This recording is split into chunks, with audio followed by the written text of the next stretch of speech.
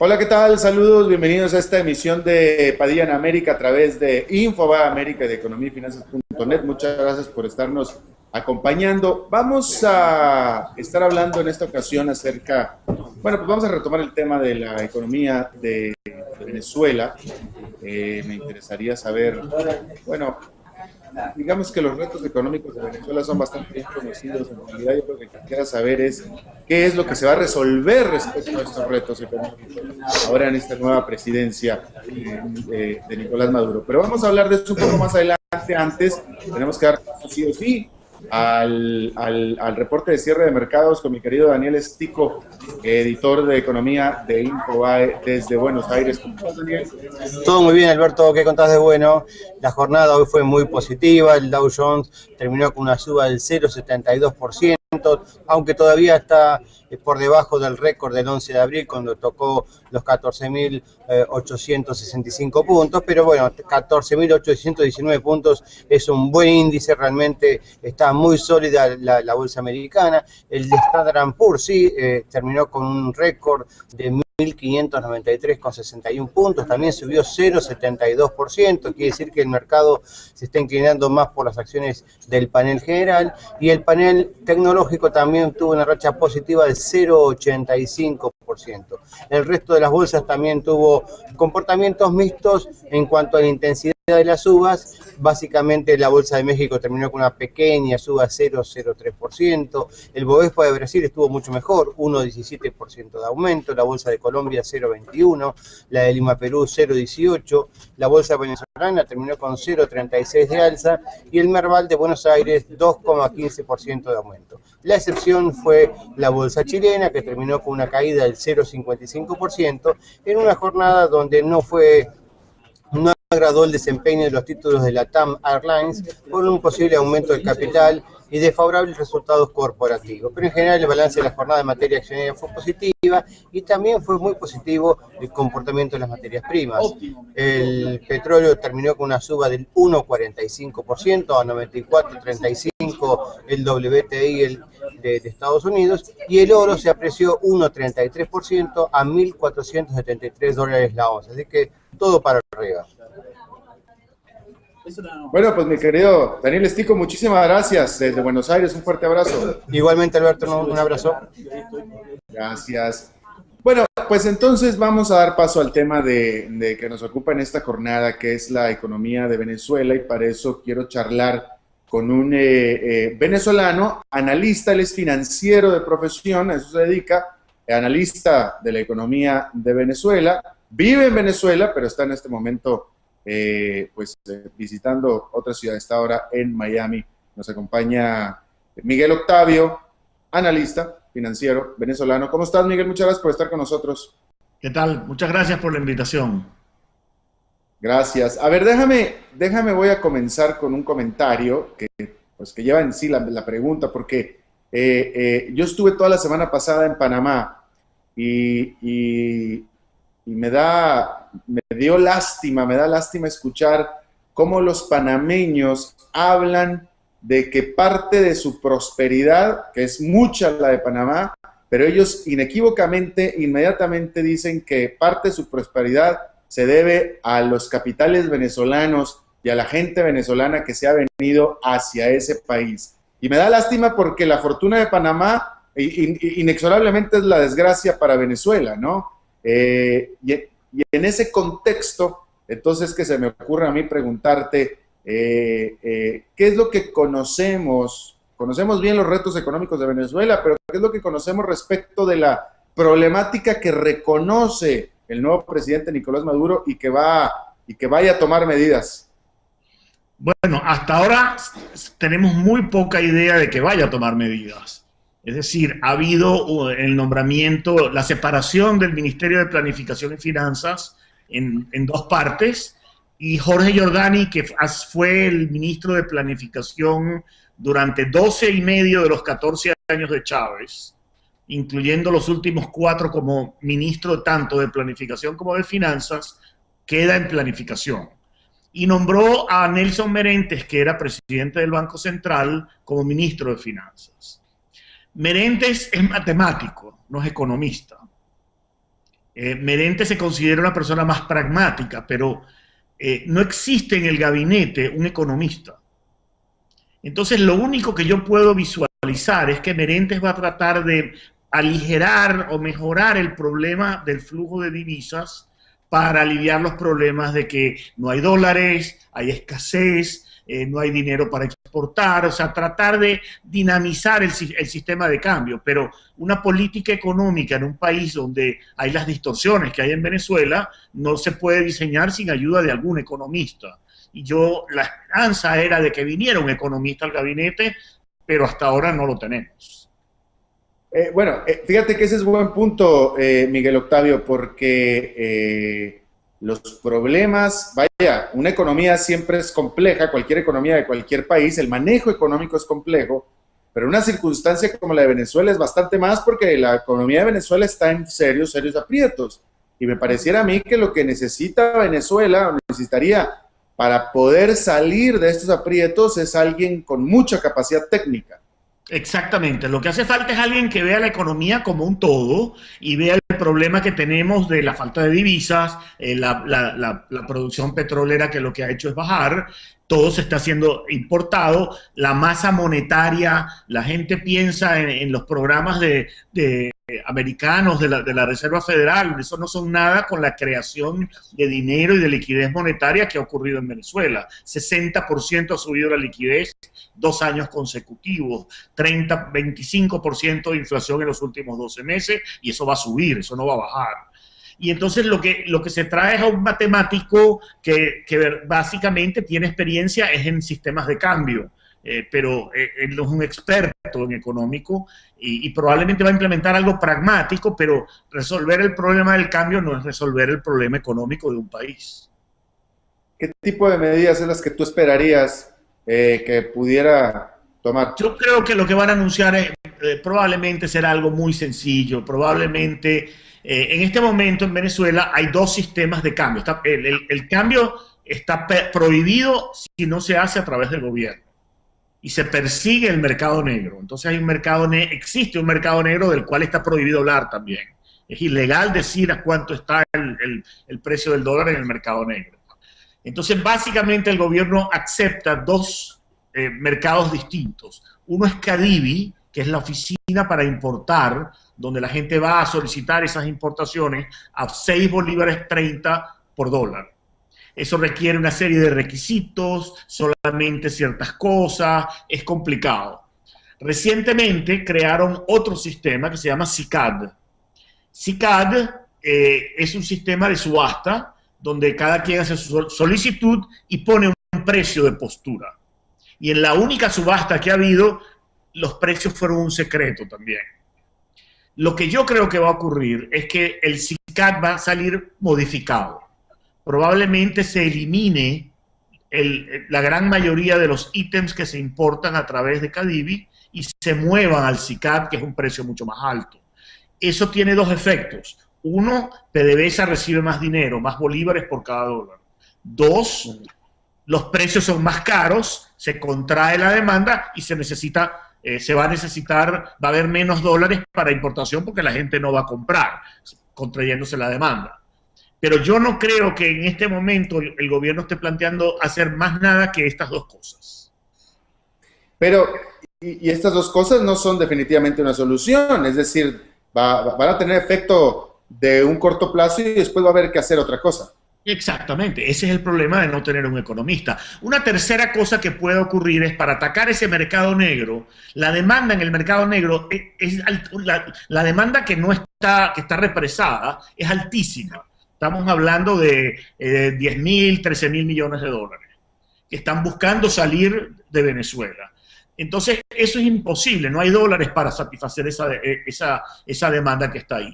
La única manera de más o menos limitarla es emitir bonos de deuda, como se hacía anteriormente, o directamente afuera de Venezuela en dólares, para usar esos dólares para proveerlos a las o venderle directamente a las industrias los bonos a cambio de bolívares.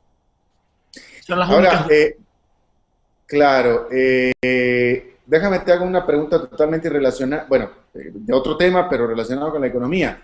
Hace unas semanas, el presidente electo Nicolás Maduro, bueno, no, de hecho era el presidente Nicolás Maduro, había mencionado que los famosos apagones de electricidad que había en Venezuela era por sabotajes de la oposición y había mandado cuidar las instalaciones eléctricas. Yo te pregunto, ya que mandó cuidar las instalaciones eléctricas, esto fue hace varias semanas, entonces habrán desaparecido los sabotajes y por tanto ya no hay apagones.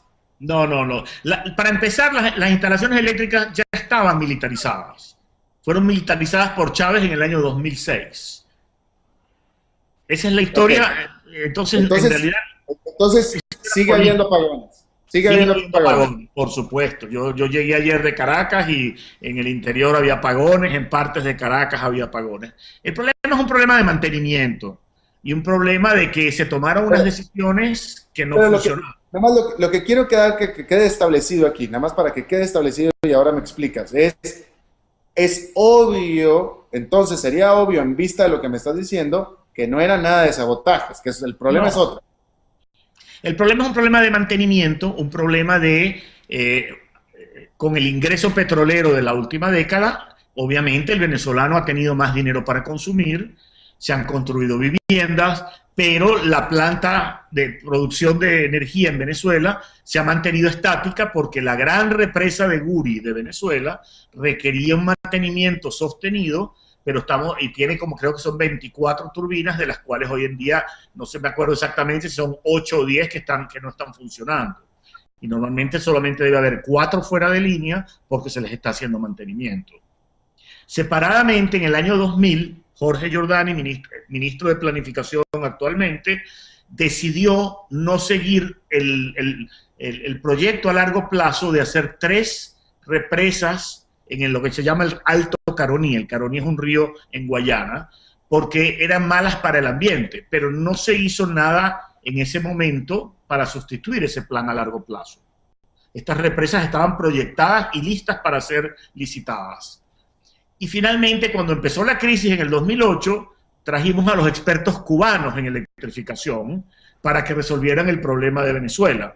Y ellos decidieron resolverlo usando el método cubano de tener un sistema independiente, muy distribuido, y el sistema venezolano es un sistema interconectado, automatizado, donde la energía que sobraba en un sitio se enviaba hacia el otro. Pero no hubo solución. Bueno, se construyó, por ejemplo, una planta que se llama Josefa algo, en Paraguaná, que tiene más capacidad de la que hace falta, pero al no tener el cable de transmisión para interconectarse con el sistema, Josefa Camejo, la electricidad no puede ser enviada a otras ciudades para ser consumida y la planta funciona a 1/3 de potencia. Se contrajeron unas gabarras que se colocaron en el mar, pero eran plantas de emergencia que no pueden funcionar todo el tiempo. Y muchas de estas plantas no han sido terminadas. Bueno, pero bueno, lo importante es establecer que lo que dijo el presidente de que los apagones son por sabotajes de la oposición, evidentemente no se sostiene la acusación. Bueno, y nombró, el presidente Maduro nombró a un nuevo ministro para la parte eléctrica, y sus primeras medidas es subir el precio de la electricidad para que la gente consuma menos, tratar de obligar a usar bombillos más eficientes que cuestan, sin embargo, 3-4 veces más. Es decir, que le está diciendo que el problema es que estamos consumiendo mucho y no tenemos la energía para proveerlos a ellos. Entonces los apagones en Venezuela se han debido siempre, en los últimos años se han dicho que una iguana comió un cable, que un ratón comió un cable, que la oposición saboteó, pero nunca se acepta el problema de fondo, que es que no se ha manejado bien el sistema. Claro, por supuesto. Otro tema, tengo la información, y quiero que me la corrobores y después que me hables de la problemática, de que las reservas del Banco Central de Venezuela son solamente 26,000 millones de dólares, que es muy poquito dinero. ¿Es esto cierto y cuál es el problema con esto? Bueno, en las reservas son 26,000 millones, nos dice el Banco Central que hay. Ahora bien, de esas 26,000 millones, aproximadamente entre 18 y 19,000 millones es oro. Y el oro se calcula por un método de promedio de los últimos 6 meses. Y como sabemos, el oro ha estado cayendo casi 30 y tantos % desde el pico que fue en septiembre. Es decir, la valoración que incluso se hace del oro dentro de las reservas es un poquito exagerada. ¿Ok? Además de eso, parte de las reservas son cosas que no se pueden usar. Hay derechos de giro del Fondo Monetario. Las reservas netas no deben estar mucho más allá de 2.000, 3.000 millones de dólares, lo cual para Venezuela es inusualmente bajo y si el precio del petróleo continúa cayendo, podría crear problemas para Venezuela, ¿no? Ahora bien, Venezuela debe tener, una de las cosas que hizo el ministro Giordani en el gobierno de Hugo Chávez es tener fondos paralelos que nunca sabemos exactamente cuánto dinero tienen. Entonces, esos fondos deben tener 6.000 millones de dólares. Periódicamente, cuando las reservas caen mucho, se traen de esos fondos dinero para el Banco Central y las reservas suben artificialmente, como pasó el 31 de diciembre. Se trajeron, creo que fueron 5.000 millones de dólares de las reservas en un solo día, a las reservas. Claro. Entonces, hay un colchón, pero sí, el precio del petróleo está en $97, la cesta venezolana, significativamente por debajo de lo que había estado anteriormente, ¿no? Claro. A ver, cuando Fidel Castro deja el poder en Cuba y llega su hermano Raúl Castro, el propio Raúl Castro lanzó críticas al sistema económico de Cuba y ha hecho reformas. Raúl Castro ha aceptado los problemas intrínsecos del sistema cubano y ha hecho algunas reformas. ¿Tú ves o creerías que Nicolás Maduro vaya a hacer algunos cambios económicos, vaya a aceptar los problemas inherentes, intrínsecos del socialismo del siglo XXI? No lo veo todavía. Yo creo que el problema que tiene Maduro en sus primeros días es que él ganó por poco, perdió 700.000 votos que tenía Hugo Chávez. Hay grupos dentro del chavismo y él creó un gabinete que trata de satisfacer a todos estos grupos. Entonces, eso le va a limitar su margen de maniobra. Yo no creo que él iba a ser pragmático o que iba a tratar de reversar algunos de los procesos. Me sorprendió hoy oír al vicepresidente de la República, que además es el esposo de la hija de Hugo Chávez, decir que el gobierno todavía no ha podido saber cómo manejar bien eso de la producción. Es decir, está reconociendo que en 14 años todas esas empresas nacionalizadas, esas empresas nuevas que se construyeron no sirven para nada. Pero no hay una alternativa de tratar de que el sector privado pueda hacer más y trate de hacer más. Al contrario, hay un ataque constante al sector privado. Y una de las personas que lideró ese ataque es la nueva presidenta del Banco Central. Entonces, que Giordani se moviera hacia un lado, le parece algo optimista a uno, algo bueno, algo positivo.